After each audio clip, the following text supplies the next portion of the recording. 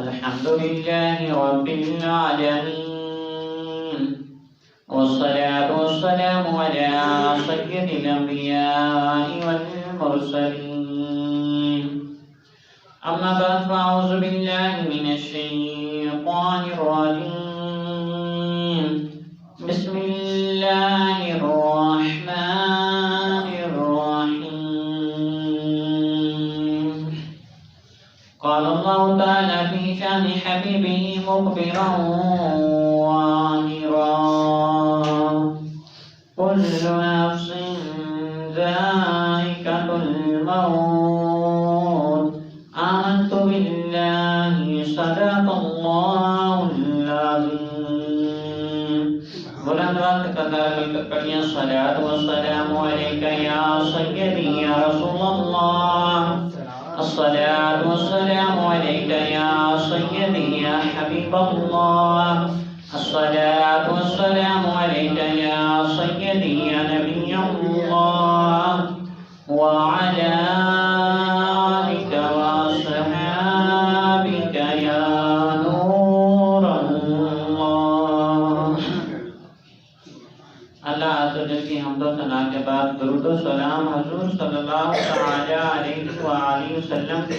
بارگاہ میں ہدیۃً توبۃً عقیدۃً نذرانۃً پیش کرنے کے بعد، حاضرین کرام السلام علیکم ورحمۃ اللہ وبرکاتہ۔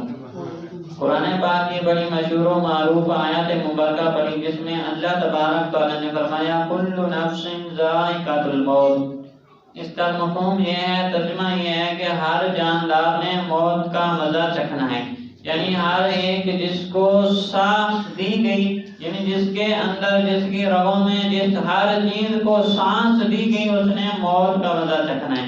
یعنی اس نے مرنا ہے، مٹنا ہے۔ تو اس حوالے سے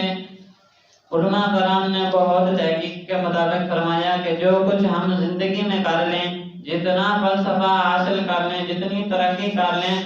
لیکن ایک دن مرنا ہے،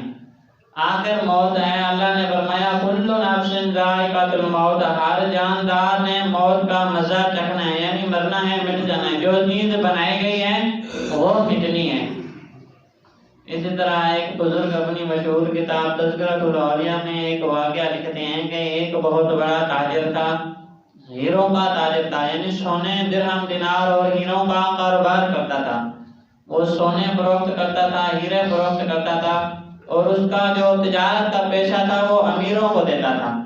یعنی بہت بڑے بڑے امیروں کو دیتا تھا، وزیروں کو دیتا تھا، ہیرے اور جواہرات بیچتا تھا۔ اب ایک وہ تاجر چل پڑا ایک بادشاہ کی طرف، ملک روم کا ایک بادشاہ تھا، اس کے بعد گیا ہیرے جواہرات لے کر بیچنے کے لیے۔ تو جب ادھر پہنچا تو وہ بادشاہ کسی سفر پر روانہ ہو رہا تھا، اپنے وزیروں کو ساتھ لے کر جا رہا تھا، اپنے اس وقت کے علماء کرام کو ساتھ لے کر جا رہا تھا وہ بادشاہ، اور اپنے ساتھ جو جنگجو تھے، اس کے سپاہی تھے، سب کو ساتھ لے کر جا رہا تھا، یہاں تک کہ طبیب جو تھے ان کو بھی لے کر جا رہا تھا۔ تو جب یہ ادھر پہنچا تو اس ملک روم کے بادشاہ نے اسے کہا کہ تو بھی ہمارے ساتھ چل۔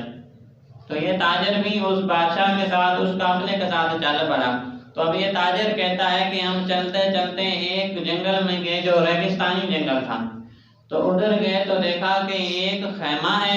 اس کے ارد گرد کچھ فوجی کھڑے ہیں، یعنی اس کے جو سپاہی تھے اس خیمے کے ارد گرد کھڑے ہیں۔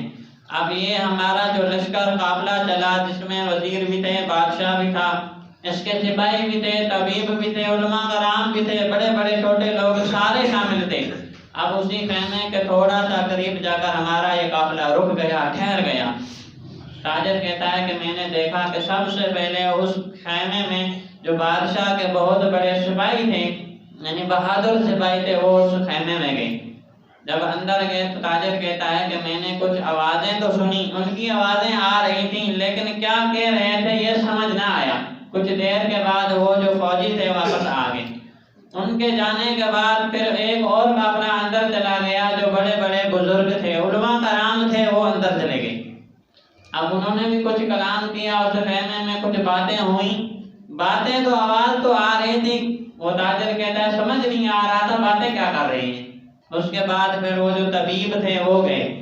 اسی طرح طبیب بھی کچھ دیر کے بعد واپس آ گئے۔ اب بادشاہ اپنے وزیر کے ساتھ اس خیمے میں پھر وزیر کے ساتھ خود گیا۔ جب بادشاہ اندر گیا تو یہ بھی کچھ بول رہا تھا، اندر سے آواز آ رہی تھی۔ تاجر کہتا ہے میں نے آواز تو سنی،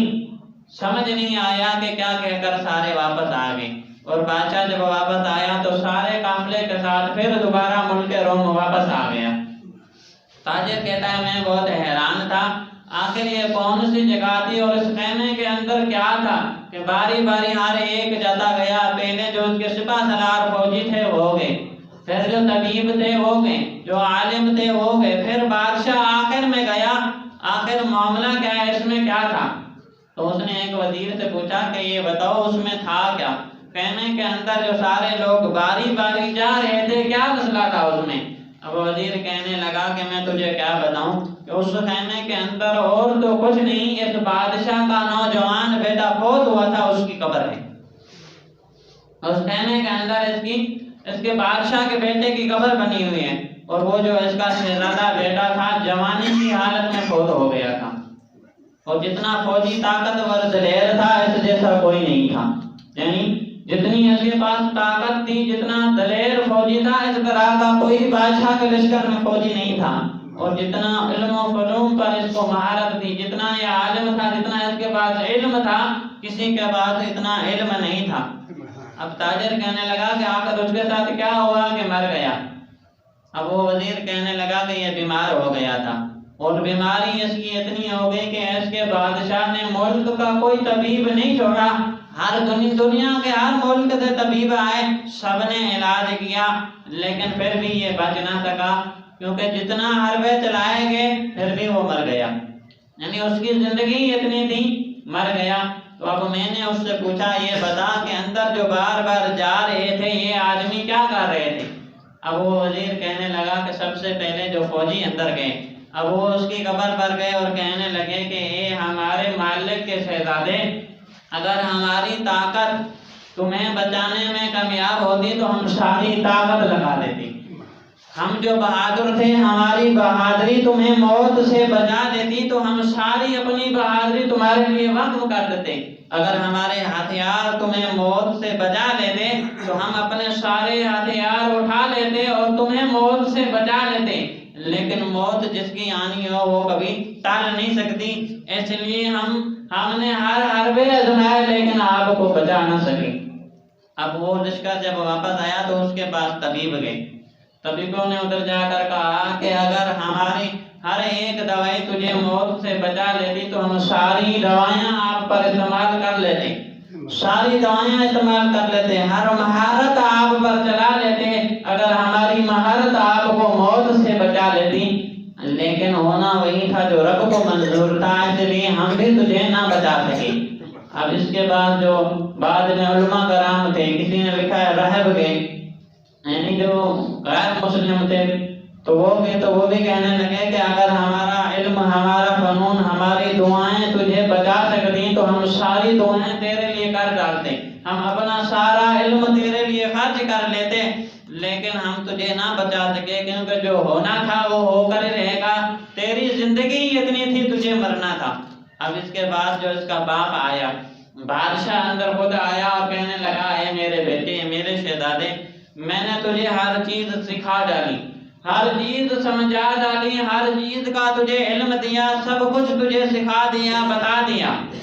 لیکن اگر تجھے بچانے کے لیے سارا ملک قربان کرنا پڑتا تو میں کر دیتا، ساری بادشاہت قربان کرنی پڑتی تو میں کر دیتا، لیکن تجھے نہ مرنے دیتا، لیکن رب کو منظور یہی تھا کہ موت سے آگے اور کچھ نہیں، یعنی موت سے کوئی نہیں بچا سکتا، اگر میں تجھے ہر حربے سے کسی نہ کسی حربے سے بچا سکتا تو وہ سارے حربے استعمال کر لیتا، لیکن تجھے مرنے نہ دیتا۔ تو اب وہ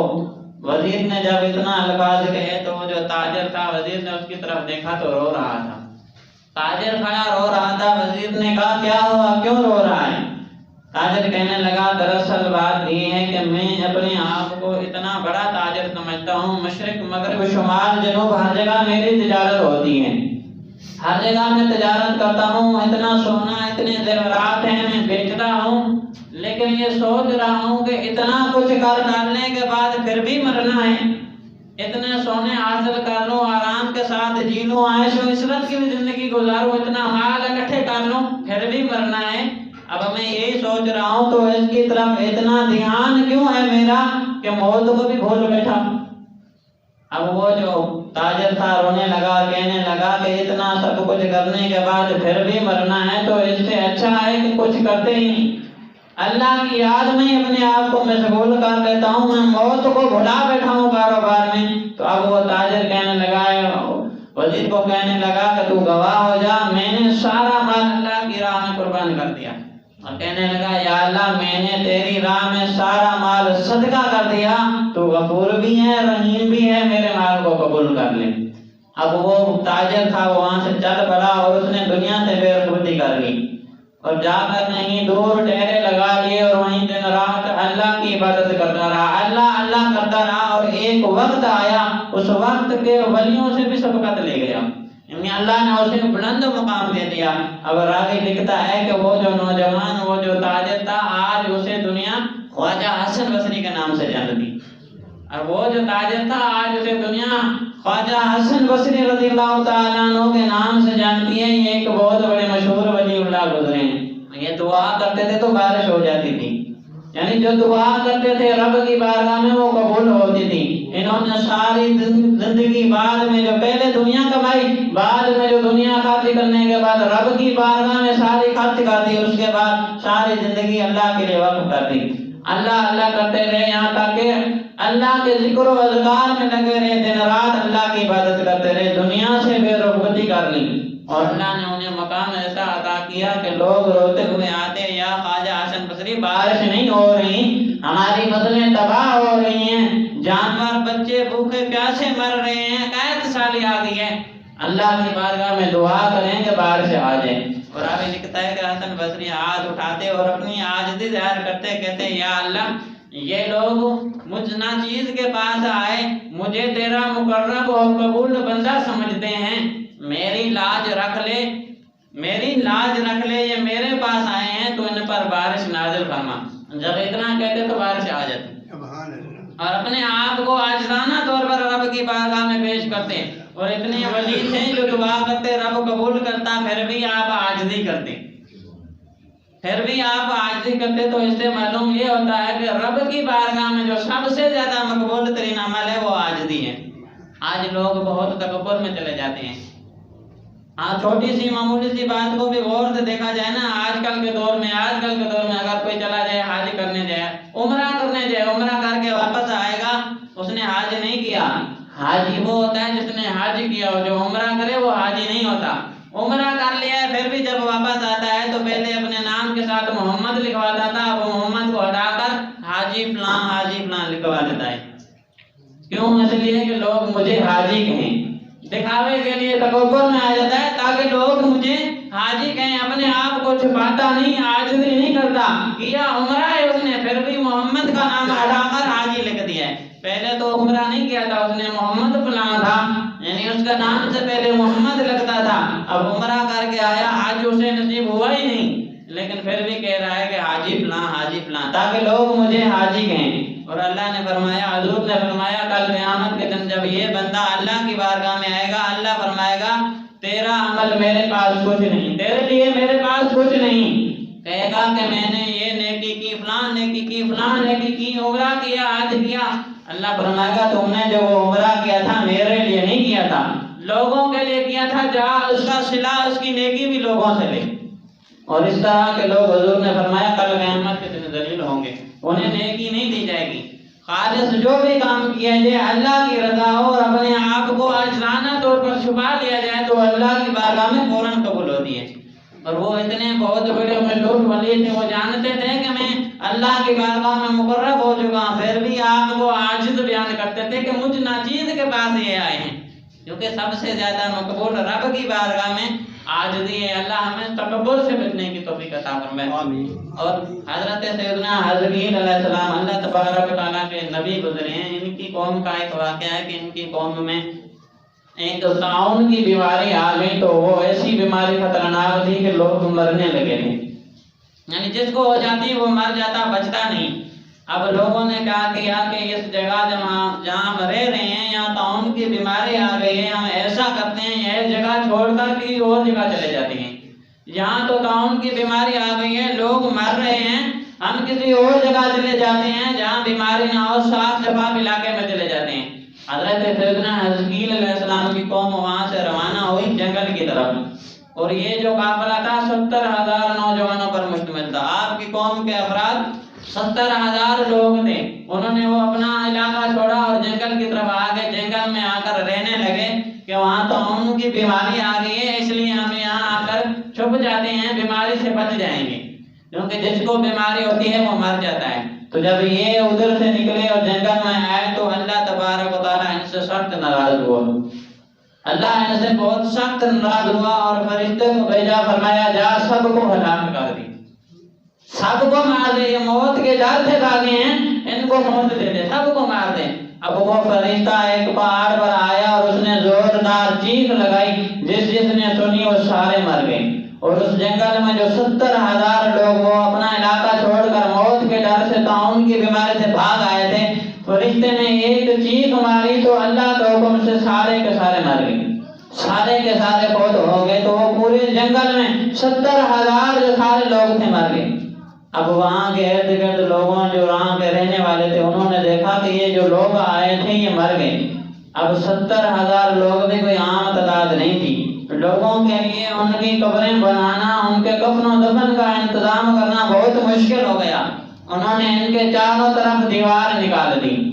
ان کے چاروں طرف ارد گرد دیواریں نکال دی، کہیں جانور بھیڑیے وغیرہ ان کی لاشوں کو اٹھا کر نہ لے جائیں، جنگل میں مر گئے ہیں ان کے، اس لیے ان کے ارد گرد دیواریں بنا دیتے ہیں۔ 70,000 لوگوں کے کفن و دفن کا کہاں سے انتظام کریں؟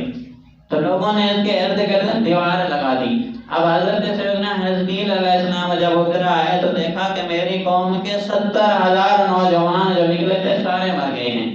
اب اللہ کی بارگاہ میں عاجزانہ اور محبوبانہ انداز میں بیٹھ کے اور کہنے لگے کہ اللہ یہ میرے امتی ہیں،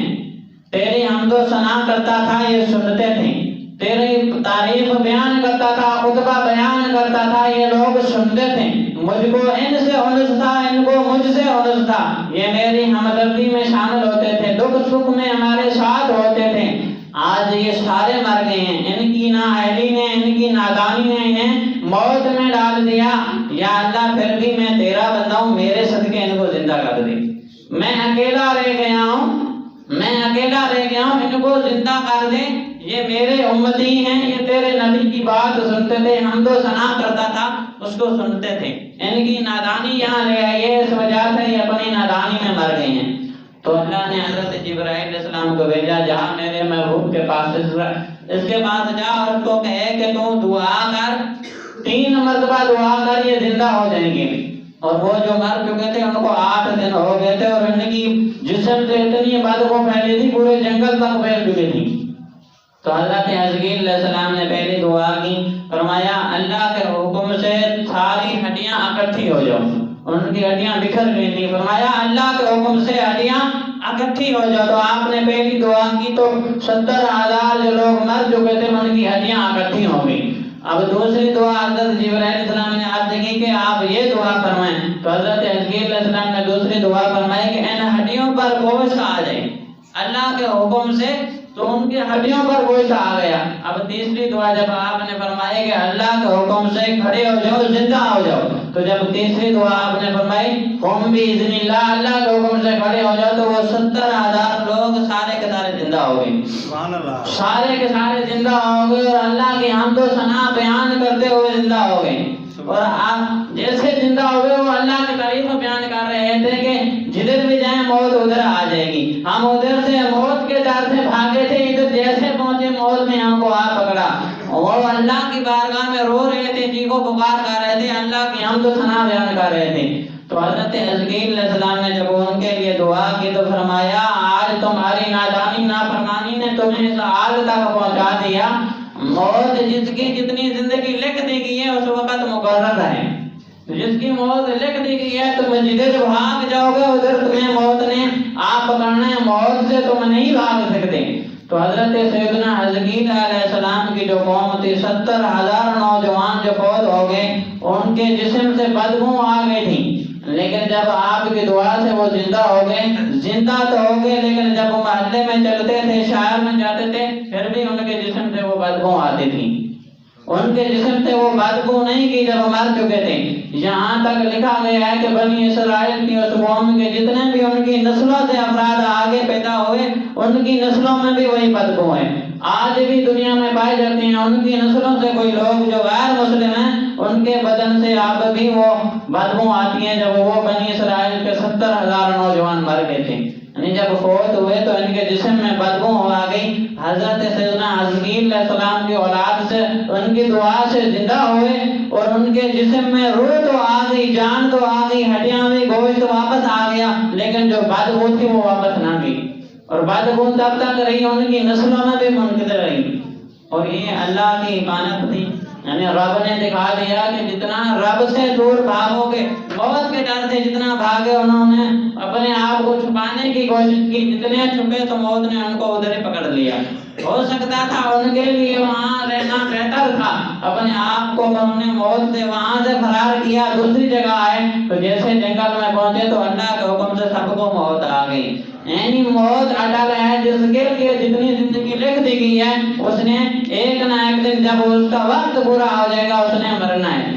زندگی ایک سفر پر مشتمل ہے، یعنی ہر ایک کا جدھر بھی اسٹاپ آ جاتا ہے، اسٹیشن آ جاتا ہے، وہ اپنے اسٹیشن پر اتر جاتا ہے، یعنی جب وقت مکمل ہو جاتا ہے تو اس نے وہیں مر جانا ہے، چاہے جتنا بھاگے، چاہے جتنا علاج کرا لے، یعنی جو زندگی لکھی ہوئی ہے اپنی، اس سے اتنی ہی پانی ہے، اس سے نہ زیادہ ہو سکتی ہے نہ کم ہو سکتی ہے۔ برحق وقت ختم ہو گیا۔ اللہ عز و جل کی بارگاہ میں دعا ہے کہ جو کچھ پڑھا ہو سنا اس پر عمل کرنے کی توفیق عطا فرمائے، ہمیں مرنے سے پہلے قبر و آخرت کی تیاری کرنے کی توفیق عطا فرمائے، ہمیں بھی موت کی تیاری کرنے کی توفیق عطا فرمائے، بیان میں جو غلطیاں ہوئی اپنے فضل و کرم سے معاف فرمائے۔ وما علینا الا البلاغ المبین۔